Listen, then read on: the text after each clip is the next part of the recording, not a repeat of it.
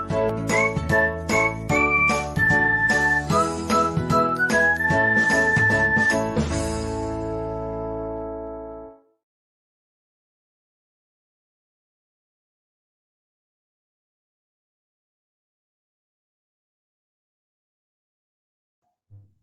back, students. I'm your business teacher Munira Farooq. Today we are going to discuss the new topic in the chapter business environment. Previous video में बच्चों हमने business environment का meaning पढ़ा था कि what business environment actually is. जो बाहरी जो external forces, external factors होते हैं जिनके बीच में हमारा जो business organization है exist करता है उसे हम क्या बोलते हैं, बिजनेस एनवायरनमेंट. ठीक है, और वो हमारे ऑर्गेनाइजेशन को इनडायरेक्टली अफेक्ट करता है. और अगर वो फैक्टर्स जो हमारे बिजनेस को डायरेक्टली अफेक्ट करते हैं वो क्या कहलाते हैं बच्चों, इंटरनल फैक्टर्स. ठीक है, तो हमने क्या पढ़ना है कि बिजनेस एनवायरनमेंट में all those factors which affect our business, our organisation indirectly, तो वो सारे एक्सटर्नल फैक्टर्स होते हैं. जैसे कि आप इस चार्ट में देख पा रहे हैं कि बिजनेस ऑर्गेनाइजेशन सेंटर में है हमारा, और उसके आसपास जो है ये सारे फैक्टर्स हैं जो ये रिवॉल्व करते हैं, सारे फैक्टर्स, और ये हमारे बिजनेस को, हमारी फर्म को, हमारे ऑक्यूपेशन को अफेक्ट करते हैं. जैसे कि पॉलिटिकल, हमने कल जो एक चार्ट बनाया था, चार्ट शो किया था आपको वीडियो में, उसमें क्या था, पॉलिटिकल पर्सपेक्टिव से कैसे हमारा बिजनेस पर इफेक्ट पड़ता है, या टेक्नोलॉजिकल एडवांसमेंट से क्या इफेक्ट पड़ता है हमारे बिजनेस पर, या हम देखा जाए तो फैशन या टेस्ट में अगर चेंज आता है कंज्यूमर के, तो उससे क्या असर पड़ता है हमारे बिजनेस पर, हमारे ऑर्गेनाइजेशन पर. ठीक है, उसके अलावा देखा जाए तो नेचुरल फैक्टर्स, कोई नेचुरल कैलामिटी आ जाती है अगर, तो वो इनडायरेक्टली हमारे बिजनेस को अफेक्ट करती है. राइट, बिजनेस को लॉस हो जाता है, बहुत सारी चीज़ें उसमें हमें देखने को मिलती हैं. जैसे कि आज के टाइम में ये भी एक नेचुरल फैक्टर है, पैंडमिक है, तो इसने हमारे बिजनेस को, हमारी ऑर्गेनाइजेशंस को, पूरे एडमिनिस्ट्रेशन को, सारे इकोनॉमिक सिस्टम को किस तरह से इफेक्ट किया है, ये सब आप देख रहे हैं. ठीक है, एक वर्ड हमने कल जो नोट्स आपको प्रोवाइड किए थे उसमें एक वर्ड था बिजनेस स्कैनिंग.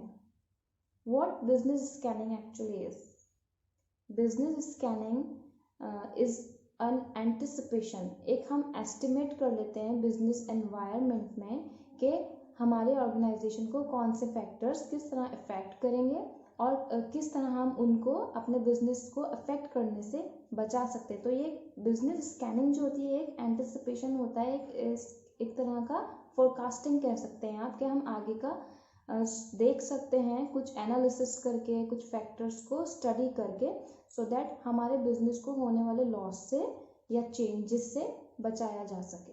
ठीक है, तो बिजनेस एनवायरनमेंट जो है हमें क्या प्रोवाइड करता है, constraints, at the same time opportunities. Now what is the meaning of constraint.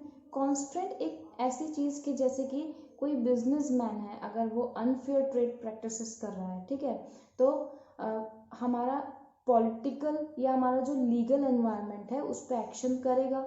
Right, उसको वो स्टॉप करेगा. तो ये तो हमने पढ़े बिजनेस एनवायरनमेंट का meaning, business scanning, environment scanning, and constraint and opportunities that are provided by the business environment. Next है हमारा features, characteristics of business environment. क्या फीचर्स होते हैं, किन बेसिस पे हम आइडेंटिफाई करते हैं उसका नेचर क्या होता है बिजनेस एनवायरनमेंट का. जैसे कि आपको स्क्रीन पर शो हो रहा है, इसमें नंबर 1 जो इसका फीचर है हमारा बिजनेस एनवायरनमेंट का, all the external forces. Business environment हमारा कैसे बनता है, सारे एक्सटर्नल फोर्सेस को इंक्लूड करके, सारे इंस्टीट्यूशंस को जो हमारे फर्म को या हमारे एंटरप्राइजेस को या हमारी ऑर्गेनाइजेशन को इफेक्ट करते हैं, और हमारा बिजनेस ऑर्गेनाइजेशन इन फैक्टर्स के बीच में एग्जिस्ट करता है. नेक्स्ट है, सेकेंड नंबर है हमारा स्पेसिफिक एंड जनरल फोर्सेस. अब स्पेसिफिक और जनरल फोर्सेस क्या होती हैं.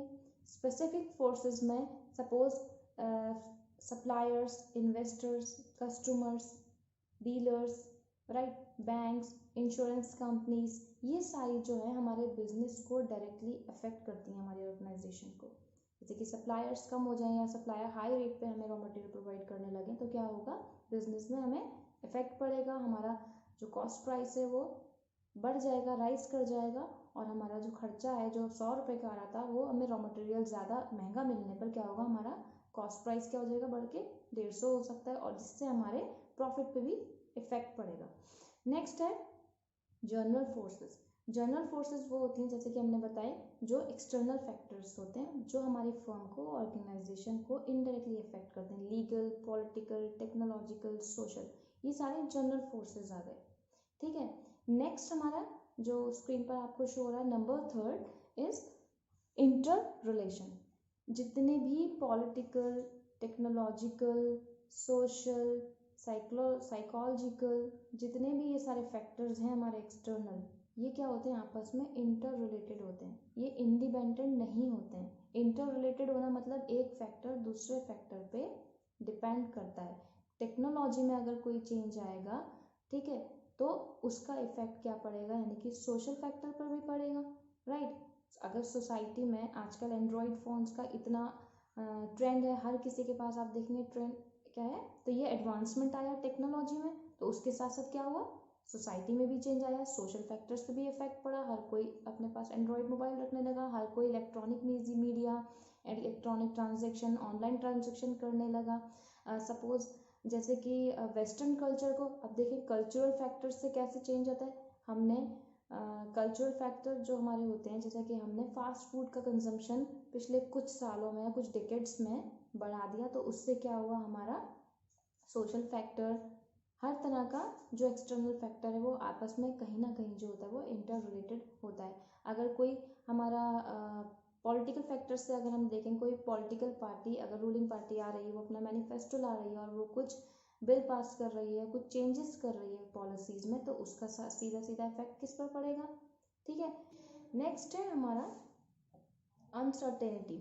अनसर्टेनिटी में क्या होता है कि business environment exactly it is very, everything is uncertain, हमें नहीं पता कि कल क्या चेंजेस आ जाएं, कल पॉलिसीज़ में क्या चेंजेस आ जाएं, या टेक्नोलॉजी में एक एडवांसमेंट आ जाए, सपोज फैशन चेंज हो जाए, तो उससे क्या होगा कि मार्केट पर असर पड़ेगा, टेक्सटाइल जो इंडस्ट्रीज़ हैं उन पर असर पड़ेगा।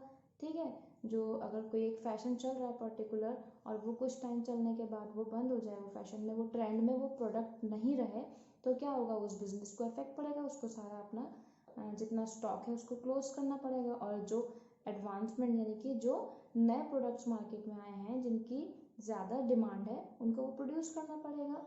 तो इस तरह से अनसर्टेनिटी रहती है बिजनेस एनवायरनमेंट में, कभी भी कुछ भी हमें चेंजेस एक्सेप्ट करने पड़ते हैं, और उसके लिए हमें ऑलवेज हमें अपने आप को प्रिपेयर करना रहता है, यानी कि बिजनेस ऑर्गेनाइजेशन को अपने आप को प्रिपेयर रखना पड़ता है। तभी स्टार्टिंग में मैंने आपको समझाया था बिजनेस एनवायरनमेंट स्कैनिंग। ठीक है, तो एनवायरनमेंट स्कैनिंग क्यों ज़रूरी है कि जो ये चेंजेस आते हैं, जो अनएक्सपेक्टेड, जिनका हमें पता नहीं होता है, वो चेंजेस आने होते हैं, तो उनके लिए हमें अपने आप को कैसे प्रिपेयर रखना है, प्रिपेयर करना है, तो इसीलिए वो स्कैनिंग की जाती है। ठीक है, तो कुछ एनालिसिस, कुछ स्टडीज़ के बेसिस पे हम, कुछ एस्टिमेशन के बेसिस पर अपना जो बिजनेस ऑर्गेनाइजेशन है, जो हमारी एंटरप्राइज है, जो फर्म है, उसको हम काफ़ी हद तक लॉस से बचा लेते हैं। नेक्स्ट है हमारी डायनामिक। ठीक है, डायनामिक का क्या मीनिंग होता है, यानी कि विच इज़ कीप चेंजिंग, कुछ भी उसमें स्टैटिक नहीं होता है, यानी कि जैसे कि किसी भी हमारे फैक्टर में चेंज आएगा या किसी भी डिमांड में चेंज आ रहा है, तो बिजनेस एनवायरनमेंट क्या है, अपने आप में डायनेमिक है, कभी भी ये चेंज हो सकता है, कोई एक इसमें परमानेंसी नहीं है। एनवायरनमेंट तो कभी, जैसे कि आजकल आप देख रहे हैं हम पैंडेमिक है, तो हमें ये 2 साल पहले नहीं पता था कि ये पैंडेमिक आएगा, तो पूरा business environment, legal environment, technological environment, political environment, social environment, cultural environment, सब कुछ चेंज हो गया, अनएक्सपेक्टेडली तो हुआ ये, हमें इसका आइडिया नहीं था। तो ये डायनामिक है, चेंज हो रहता है, कभी कभी फेवरेबल हो जाती हैं कंडीशंस, कभी कभी अनफेवरेबल हो जाती हैं, जैसे कि आज के टाइम में है। ठीक है, नेक्स्ट है हमारा कॉम्प्लेक्स। बहुत ज़्यादा कॉम्प्लेक्स है जो बिजनेस एनवायरनमेंट है, इसको समझना, क्योंकि इंटर रिलेटेड है, एक फैक्टर दूसरे फैक्टर पर डिपेंड करता है, कभी कभी हम सारे फैक्टर्स को एनालाइज नहीं कर पाते हैं, तो एक कॉम्प्लेक्स सिचुएशन बन जाती है, राइट। जैसे कि कोई किसी पॉलिसी में चेंज आ रहा है, टैक्स, सपोज टैक्स किसी पर्टिकुलर प्रोडक्ट पे, या कोई न्यू टैक्स पॉलिसी इंट्रोड्यूस हो गई, तो उसका सीधा सीधा असर किस पर पड़ेगा, एक छोटे से टैक्स यानी कि कुछ 5 या 10% टैक्स, तो उनकी नज़र में तो एक छोटा 5 या 10% टैक्स उन्होंने इंट्रोड्यूस कर दिया पॉलिसी में, लेकिन उसका जो इफेक्ट पड़ा हमारी कंपनी पे, हमारे ऑर्गेनाइजेशन पे, वो अच्छा खासी इम्पोर्टेंस रखता है, यानी कि उसको काफ़ी हद तक इफेक्ट कर देता है हमारी ऑर्गेनाइजेशन को या हमारे बिजनेस को। ठीक है, तो ये कॉम्प्लेक्स है, बिजनेस एनवायरनमेंट को समझना इतना ईजी नहीं है, क्योंकि काफ़ी सारे फैक्टर्स हैं, बहुत सारा हमको इस पर स्टडी करनी पड़ती है, एनालिसिस करना पड़ता है। ठीक है, उसके बाद जाके हम इसको स्टडी करने के बाद अपना जो ऑर्गेनाइजेशन है उसमें जो हम डिसीजन है उनको हम एंटिसिपेट कर पाते हैं और उनको इम्प्लीमेंट कर पाते हैं। राइट, लास्ट है हमारा रिलेटिविटी, यानी कि रिलेटिविटी को मैं एक एग्जांपल से समझाना चाहूँगी। जब कोई, जैसे कि हमें पता चल जाए कि इस पर अभी बीच में एक कुछ साल पहले आया था कि मैगी में कुछ ऐसे लेड या कुछ इस तरह का एक हार्मफुल सब्सटेंस पाया जा रहा था, जिसकी वजह से क्या था, मैगी की जो डिमांड थी कुछ टाइम के लिए बहुत ज़्यादा लो हो गई थी। उससे क्या हुआ कि जो दूसरे ब्रांड थे, जो दूसरे नूडल्स ब्रांड थे, यिप्पी हो गया या फिर आपका एक चाइनीज चिंग्स करके जो एक ब्रांड आता है मार्केट में, उसको क्या मिला, मार्केट में अपनी जगह बनाने की उसको अपॉर्चुनिटी मिल गई, क्योंकि मैगी की डिमांड लो हो गई, तो अब कस्टमर्स को कुछ और ऑल्टरनेटिव तो चाहिए, तो उन्होंने दूसरे उसके ऑल्टरनेटिव्स को ढूंढना शुरू किया और परचेज। सपोज हमें पता चले कि जैसे हमें पता है कि कोल्ड ड्रिंक कितनी हार्मफुल है, अब पता चल जाए कि इसमें पेस्टिसाइड्स अगर मिक्स किए जाते हैं तो क्या होगा, कस्टमर शिफ्ट कर देगा अपनी डिमांड किस तरफ को, जूस, यानी कि जूस इंडस्ट्री, जूस कंपनी के लिए या जूस जो सेलर है उसके लिए क्या होगा, ये अपॉर्चुनिटी होगी। तो रिलेटिविटी है, एक बिजनेस पे अगर इफेक्ट पड़ता है, कोई बिजनेस को अगर उसकी अपॉर्चुनिटी कम होती है तो दूसरे बिजनेस, दूसरे ब्रांड के लिए क्या होती है, अपॉर्चुनिटी बढ़ जाती है। तो ये सारे हमने जो पढ़े फीचर्स, नेचर जो है बिजनेस एनवायरनमेंट का, इससे हमें क्या पता चलता है कि कॉम्प्लेक्स है, रिलेटिव है, इंटर रिलेटेड है, स्पेसिफिक और जनरल फोर्सेस होती हैं। स्टूडेंट्स, नेक्स्ट जो वीडियो हमारा होगा उसमें हम पढ़ेंगे इंपॉर्टेंस ऑफ बिजनेस एनवायरनमेंट। तो टिल देन आप इसको रिवीजन किए और इसके कॉन्सेप्ट को, इसके फीचर्स को अच्छे से स्टडी किए, और जो आपको नोट्स प्रोवाइड किए जाएंगे वो उसको आप राइट डाउन किए। Thank you.